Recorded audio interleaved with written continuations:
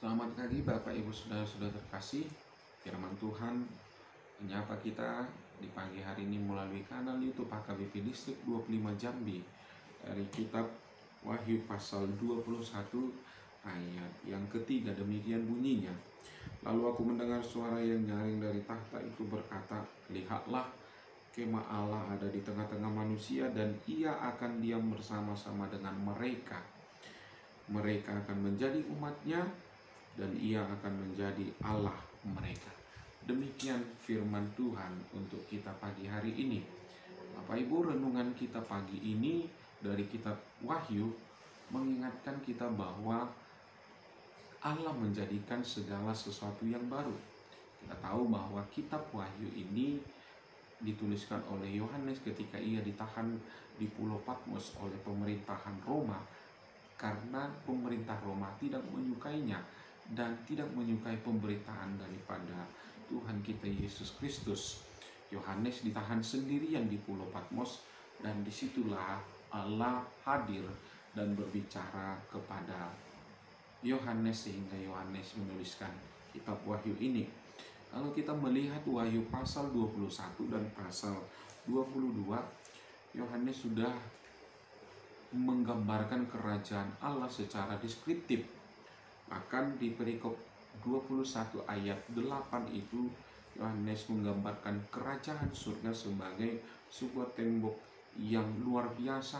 Ayat 18, temboknya terbuat dari permata, kotanya dari emas. Di ayat 19 dikatakan dasar tembok dihiasi permata. Dan di ayat 21 kerajaan surga itu dikatakan gerbangnya terbuat dari permata. Namun Bapak Ibu Saudara-saudari terkasih, di balik semua gambaran tentang fisik kerajaan Allah ataupun kerajaan surga itu, Yohanes terlebih dahulu menggambarkan suasana yang akan kita rasakan di dalamnya. Pertama sekali Yohanes melihat bahwa suatu ketika akan ada langit dan bumi yang baru di mana laut tidak akan ada lagi. Itu yang dikatakan di ayat yang pertama. Dan pada akhirnya tidak akan ada pemisah antara Yohanes dengan manusia yang lain, karena laut yang memisahkan Pulau Patmos tempat dia ditahan sudah tidak ada lagi. Tidak ada lagi yang namanya air mata, tidak ada lagi yang namanya perkabungan, dan bahkan ratap tangis ataupun duka cita seperti ayat 4 berkata. Dan orang-orang yang haus akan selalu dipuaskan. Itu dikatakan di ayat 6, karena Allah menjadikan segala sesuatu yang baru. Di ayat 5 berkata. Namun Bapak Ibu Saudara-saudari terkasih, tidak jarang di dalam kehidupan kekristenan kita memahami bahwa kerajaan Allah itu adalah di dunia luar, sesuatu yang jauh dari kehidupan kita, sehingga kerajaan surga ataupun kerajaan Allah baru kita masuki setelah kebangkitan orang hidup atau memasuki yang namanya kehidupan yang kekal. Pandangan tersebut muncul dari kalangan futuris yang menekankan bahwa kehidupan surgawi itu adalah eskatologis, dan itu terjadi ketika Yesus datang dalam kemuliaannya.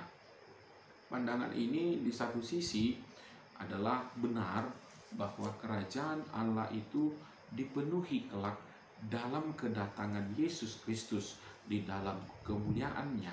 Nah, disinilah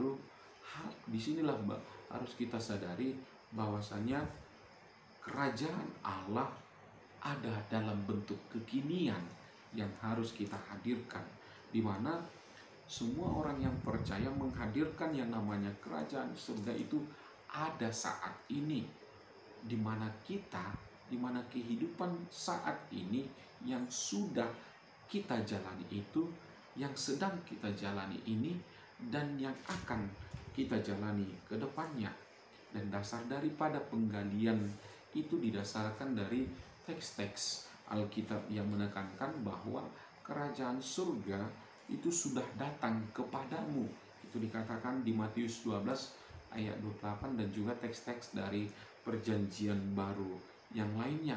Dan bahkan pandangan ini lebih dikuatkan juga dalam satu permintaan doa Bapa kami yang sering kita ucapkan, jadilah kehendak-Mu di bumi seperti di surga. Dan melalui renungan pagi ini yang mengatakan kemah Allah ada di tengah-tengah dunia. Hal untuk mewujudkan kerajaan Allah di dunia ini, penulis kitab Wahyu ini memakai istilah dalam kitab Wahyu dengan kata kemah Allah ada di tengah-tengah manusia.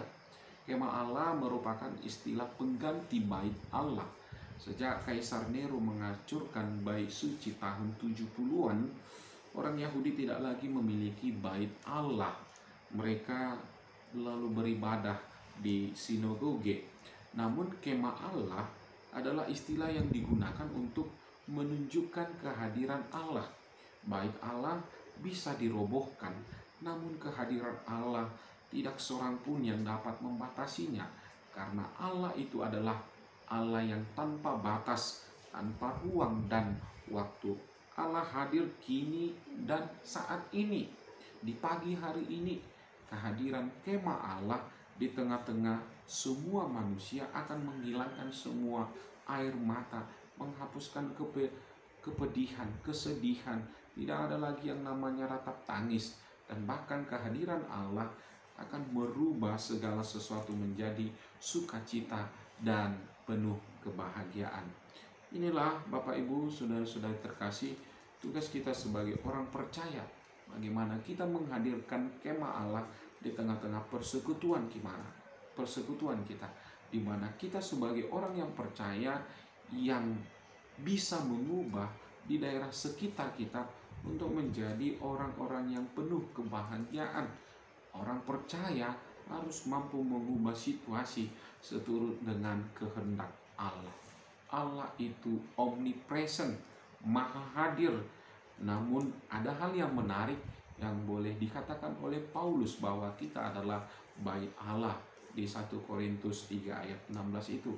Ini sangat penting Bapak Ibu, tentang kehadiran orang-orang percaya menghadirkan yang namanya kerajaan Allah di mana kita berada, di mana orang percaya berada di dalam sukacita, kebahagiaan, dan damai sejahtera itu hadir, mencari dan menemukan yang namanya kerajaan Allah, kerajaan surga atau kemah Allah, berarti membuka hati kebahagiaan yang sudah dikaruniakan Tuhan kepada kita.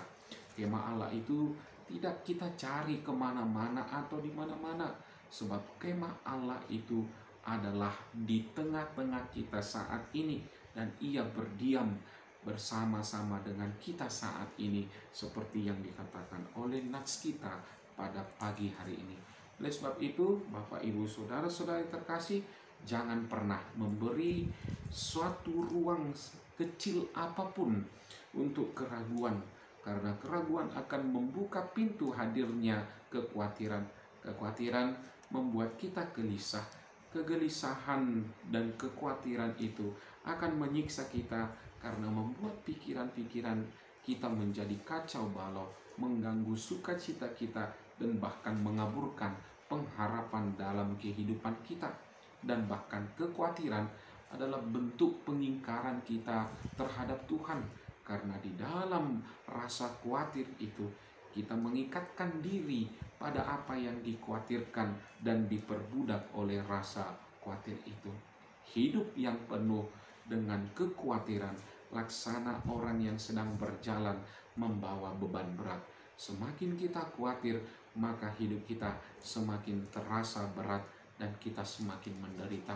Kekhawatiranlah yang membuat mata kita tidak dapat mampu melihat bahwa ada banyak pintu-pintu yang membuat kita bahagia. Oleh sebab itu, mari Bapak Ibu, kita kerjakan apa yang menjadi bagian dan tanggung jawab kita. Allah pasti mengerjakan yang menjadi bagiannya. Selamat merayakan dan menikmati kebahagiaan bersama dengan Tuhan di segala aktivitas kita pagi hari ini. Tuhan memberkati. Amin. Masa di ngolumon Tuhan manjaga ho,